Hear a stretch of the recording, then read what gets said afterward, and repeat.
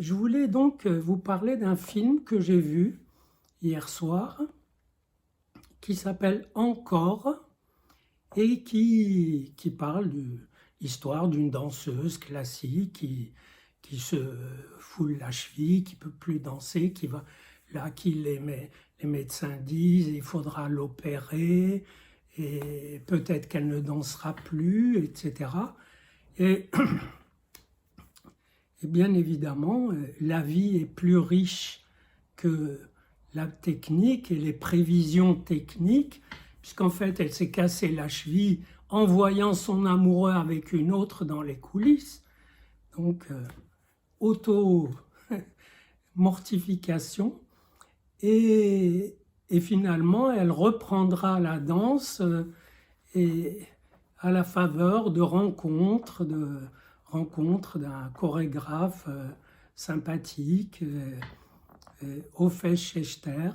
Ofesh d'ailleurs veut dire vacances, liberté, donc quelqu'un d'assez libre et qui l'intègre dans son groupe de danse contemporaine, et en faisant le travail, les répétitions, etc., elle rencontre un nouvel amoureux et ça booste sa remontée. Et donc, finalement, une rupture de lien lui rompt la cheville, une nouure de lien, un renouement de lien avec la vie et avec l'amour lui redonne de quoi redanser et de quoi expliquer de façon très simple que le clivage entre danse classique et danse contemporaine est un petit peu artificiel, mais c'est un artifice que des gens peuvent vouloir maintenir, c'est parfaitement leur droit.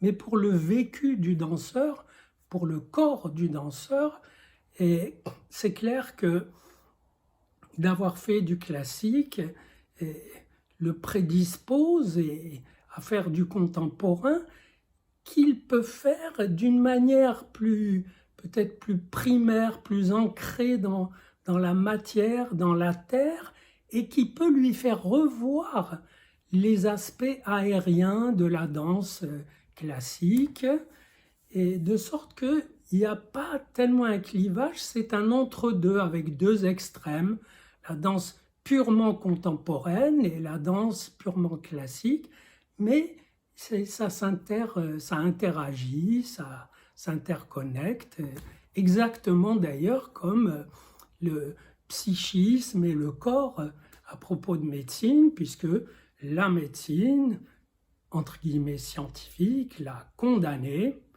La médecine, par prévision, condamne parfois abusivement. Et voilà, c'est une condamnation. Et à côté, il y a du possible qui peut agir sur le psychisme de manière à ce que même les radios de la cheville se transforment, à la grande surprise du médecin qui dit je ne reconnais plus ce qu'on a vu la dernière fois.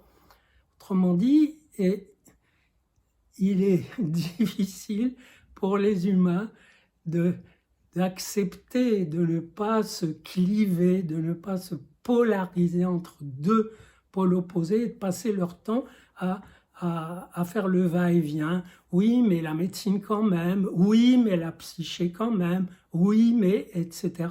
Alors que dans la vie réelle, c'est parfaitement intriqué et surtout ouvert au jeu de l'entre-deux. L'entre-deux, c'est un espace de jeu ouvert au jeu du hasard, du désir, du destin. Et c'est ça qui est formidable. L'entre-deux que j'ai créé comme notion dans un livre qui s'appelle Entre-deux, paru il y a plus de 30 ans. Et c'est pas un concept hegelien, vous savez, thèse, antithèse, synthèse, psychisme, médecine, synthèse. Non, non, c'est pas ça. Ça contient évidemment des synthèses possibles, mais c'est un espace de jeu ouvert justement sur l'infini des possibles.